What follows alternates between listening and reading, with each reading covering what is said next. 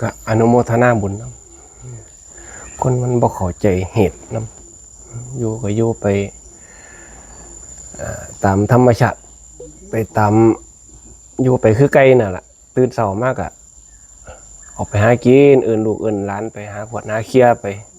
ทำมาหากินไปคำมากเข้าขอกนอนใส่ชีวิตเป็นปกติธรรมดาธรรมชาติแต่ก็บ่ได้เพาะสร้างปัญญาเพราะหยังเพราะบ่ใส่ใจบ่สนใจบ่มีบ่ซื่อๆว่าเรื่องทุกข์เรื่องสุขนี่หนึ่งมันมีเหตุหาประการหนึ่งมันมีหยังแน่มันมีคนบ่มีศรัทธาคนบ่มีศรัทธาบ่มีความหลายชั่วกลัวบาปมีความขี้ขันแล้วก็ปัญญาซ้ำสิ่งมื้อนี้มันสินำพาเฮ็ดให้เฮามนุษย์ทั้งหลายนี่ทุกข์หลายเด้เพราะว่าบ่มั่นใจเรื่องว่าเพิ่นสิพาไปได้เพิ่นเฮ็ดได้ลองมาเฮ็ดบางคนมาก็เคยมาเฮ็ดนั่นล่ะเคยหลายๆเคยผ่านเคยเห็นประสบการณ์ตามที่บวชมานี่นะเห็นบางคนมานั่งเอาเลขนั่นล่ะมานั่งแรกๆก็ถูกอยู่พอหลังๆมามันบ่ถูกบัดนี้มันเสื่อมกำลังมันเสื่อมเมื่อกำลังมันเสื่อมแล้วมันก็เฮ็ดบ่ได้อันพวกท่านพวกหยังบารมีต่างๆมันบ่เคยเกิดนะอิทธิปาฏิหาริย์หยังต่างๆมันบ่มีเวลามันเสื่อมมามันบ่เจริญนั่นน่ะเพราะว่าเฮานำพาตั้งแต่เรื่องมันบ่ดีเด้เฮ็ดมันก็เลยไปโฆษณาซะบัดนี้บ่มั่นใจนั่นล่ะบ่มั่นใจว่าหลักธรรมคำสอนนี่ที่เพิ่นเว้าไว้นั่นมันบ่แม่นเพราะว่า มีแต่ว่ามันบ่ไปนั่งกันดากด้านมันบ่ได้เกิดง่ายๆเด้ว่าใช่ไหม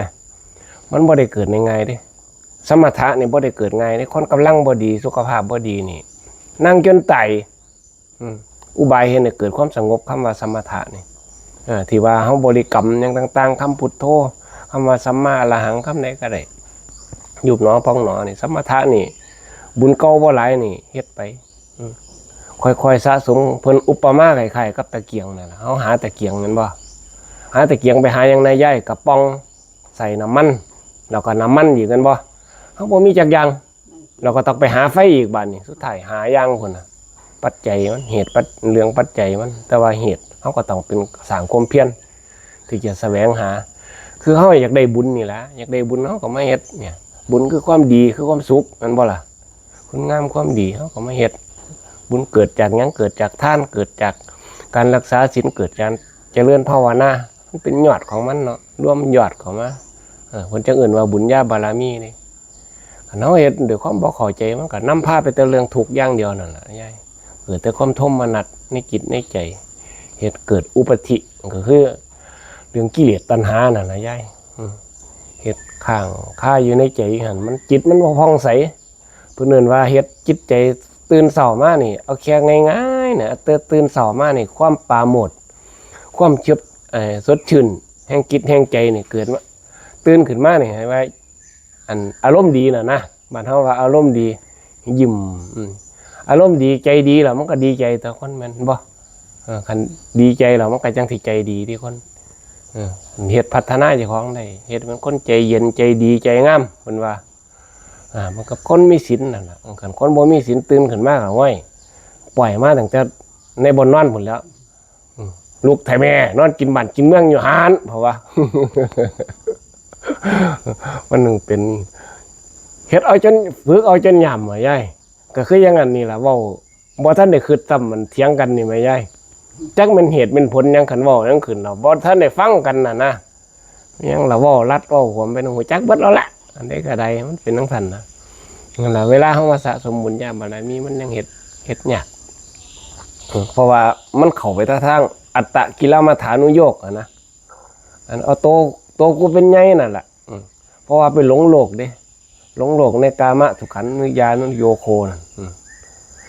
ก็คือไปหลงไปในกรรมคุณน่ะยายในหลงกรรมคุณในเรื่องหยังรูปแม่นบ่ล่ะรูปเสียงกลิ่นรสโผฏฐัพพะธรรมารมณ์นี่ล่ะไปหลงโลกสิ่งมื้อนี้มันอยู่นอกโลกเลยยายธรรมะนี่มันเป็นของที่เฮ็ดให้จิตใจมนุษย์เฮานี่เพาะปัญญาคันบ่มีสติบ่มีปัญญานี่มันสิจับจิตบ่ได้ จิตนี่เสียวมาเฮ็ดกรรมนิยะนี่เฮ็ดคู่ควรแก่การงานนี่เฮ็ดบ่ได้เลยคือไข่ๆกับเฮาเอาวัวเอาควายไปสิเข้าแอกเข้าไถนั่นน่ะมันฝึกยากบ่ว่าซั่นยายเฮาผ่านๆมากลัวมันสิเป็นได้เนาะยังไงเริ่มต้นก็มาจากสนเข้าซะก่อนนั่นบ่ล่ะคือมาผูกมาลำซะก่อนหามันยึดซะไว้ซะก่อนคันบ่มีสิ่งมื้อนี้ได้ก็มันก็บ่อยู่ใจเฮาก็คือขาดสมาธิไปชีวิตเฮาเดี๋ยวนี้ปัญญามันหลายโพดปัญญาตามสัญญานั่นน่ะนี่แบบเรื่องหลงโลกนั่นแหละส่วนใหญ่มันขาดความสงบระงับก็คือเรื่องของสมาธินั่นน่ะความตั้งมั่นสิ่งที่เฮาผ่านชีวิตประสบการณ์มานี่ฮู้วัดทุกเรื่องถามว่าเคยสุขบ่ก็เคยอยู่อันตอนเงินบ่เต็มกระเป๋าเขาว่ามันขึ้นออกแต่แนวเดียว ส่วนใหญ่สิเป็นจังซั่นนี่เนาะก็ยังว่าไอ้หมู่บ้านนี่แวะไปอันนั้นเนาะหมู่บ้านนี่ไปอันนั้นเนาะไปเฮ็ดเรื่องบัตรเนาะบัตร ATM เนาะกลับมาก็เลยมาเห็นไอ้แวะร้านอาลีไหมไอ้ลื่นมาคุยเรื่องอันนั้นเลยถามเรื่องนั้นเรื่องนี้เลยว่าอย่าคิดหาแต่เรื่องเงินหลายว่าซั่นเนาะตายคันมีเงินไปมันก็ตกนรกเด้ว่าซั่นดอกคันเฮามีศีลมีธรรมเนี่ยเฮาตายไปเฮาบ่ตกนรกเด้ให้คิดให้มันดีๆบ่แม่นว่าโอ้ยมีเงินคือสิสำบายคือสิสวง ไปตั้งความหวังไว้อันนั้นอันนี้คือยังโยมแม่มายุรีเพิ่นว่าน่ะเพิ่นแจก60 ปีสิออกจากราชการแล้วจังสิเข้าวัดฟังเทศน์ฟังธรรมจังสิกลับมาอยู่นำแม่บางที